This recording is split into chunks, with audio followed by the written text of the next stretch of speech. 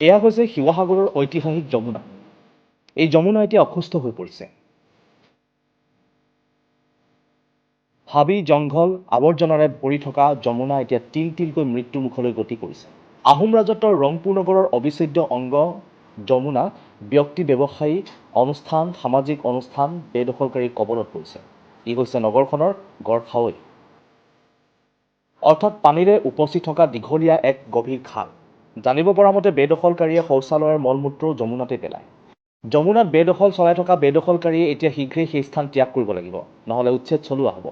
দীৰ্ঘ সময় ধৰি শিৱসাগৰৰ ঐতিহাসিক সম্পদসমূহ সংৰক্ষিত কৰিবলৈ দাবী জনাই আহিছে সদৌ টাই আহোম ছাত্ৰ সন্থাই। সমান্তৰালকৈ যমুনাত বেদখলকাৰীসকলক শীঘ্ৰেই উচ্ছেদৰ দাবীও তুলি আহিছে। সম্প্ৰতি এইসকল বেদখলকাৰীক লৈ সৰব হৈ পৰিছে বিধায়ক অখিল গগৈও। অখিল গগৈয়ে ঐতিহাসিক যমুনাক পৰিষ্কাৰ কৰি ৱাটাৰ স্পৰ্টছ কৰাৰ পৰিকল্পনা কৰিছে। যদিহে যমুনাত ৱাটাৰ স্পৰ্টছৰ দৰে অনুষ্ঠান গঢ়ি উঠে, তেন্তে সেয়া এক সুন্দৰ পদক্ষেপ হ'ব। ইতিমধ্যে ঐতিহাসিক যমুনাক প্ৰায় 10 কোটি টকাৰে পৰিষ্কাৰ কৰিবলৈ আৰু কাটা তাঁৰৰ বেৰ দিবলৈ অখিল গগৈয়ে কাম হাতত লৈছে। কিন্তু বিধায়কগৰাকীয়ে এই ক্ষেত্ৰত বহু প্ৰত্যাহ্বানৰ সন্মুখীন হ'ব লগা হৈছে। চাওক যমুনাত হোৱা বেদখলকাৰী সম্পৰ্কে শিৱসাগৰৰ বিধায়ক অখিল গগৈয়ে কি মন্তব্য প্ৰকাশ কৰিছে। সদৌ টাই আহোম ছাত্ৰ সন্থাই মোক বাৰম্বাৰ কৈ আছে, স্মাৰক পত্ৰ দি আছে, ডিচিকো দি আছে যে শিৱসাগৰৰ যমুনাত যি 36টা মানে আপোনাৰ বেদখল আছে, সেই 36টা ঘৰ ভাঙি দিব লাগে।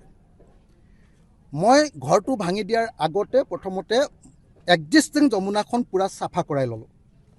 আৰু এতিয়া সদৌ অসম টাই আহোম ছাত্ৰ সন্থাই যিহেতু আজি আকৌ ডিমাণ্ড কৰিছে, ডিচিকো কৈছে, মুখ্যমন্ত্ৰীকো দাবী উত্থাপন কৰিছে যে আহোম যুগৰ ঐতিহাসিক সম্পদ যমুনা যি বেদখল কৰি আছে তেওঁলোকৰ ঘৰ ভাঙিব লাগে।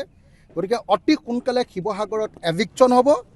সেইকাৰণে যমুনাত যিসকলে বেদখল কৰি আছে, হয় তেওঁলোকে তেওঁলোকৰ ঘৰকেইটা আঁতৰাই লৈ যাওক, নহ'লে কেইটামান তিনিমহলীয়া ঘৰ কেইটামান ইনষ্টিটিউশ্যন তাত বনাইছে, নহ'লে টাই আহোম ছাত্ৰ সন্থাই মোক বহুত প্ৰেছাৰ দি আছে, নহ'লে কিন্তু এভিকশ্যনৰ ব্যৱস্থা গ্ৰহণ কৰা হ'ব।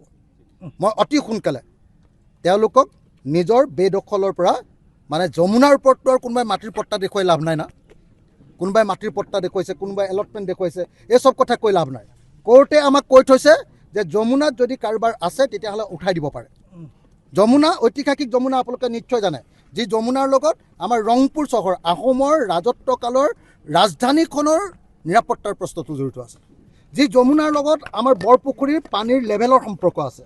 যি যমুনাৰ লগত আমাৰ ৰজাৰ ঘৰত কাৰেঙত যদি কোনোবাই আক্ৰমণ কৰে তাৰ লগত যুদ্ধৰ কৌশলৰ সম্পৰ্ক আছে। যি যমুনাৰ লগত আমাৰ শিৱদৌলৰ সম্পৰ্ক আছে, সেই যমুনাখন এতিয়া ডাষ্টবিনত পৰিণত কৰি পেলাইছে। মানুহবিলাকে কিছুমানে ঘৰ বনাইছে, কিছুমানে তেওঁলোকৰ লেট্ৰিনৰ ডাইৰেক্ট টেংকিটোৱে যমুনা, টেংকি চেংকি ছেফটি টেংকি চেংকি নাই আৰু ডাইৰেক্ট যমুনা। এইটো নহ'ব। মই সকীয়াই দিছোঁ যে যিকেইঘৰে আমাৰ ইয়াত দখল কৰি আছে যমুনা, তেওঁলোকে অতি সোনকালে এইটো খালী কৰি দিয়ক, নহ'লে একশ্যন লোৱা হ'ব। এগৰাকী শিৱসাগৰৰ বাসিন্দা হিচাপে যদি আপুনি সেই শিৱসাগৰৰ পৰা চাই আছে, তেতিয়াহ'লে এই ভিডিঅ'টো সম্পৰ্কত আপুনি জনাওক কমেণ্ট ছেকশ্যনত আপোনাৰ মতামত, আৰু চাই থাকিব India today north east Assam.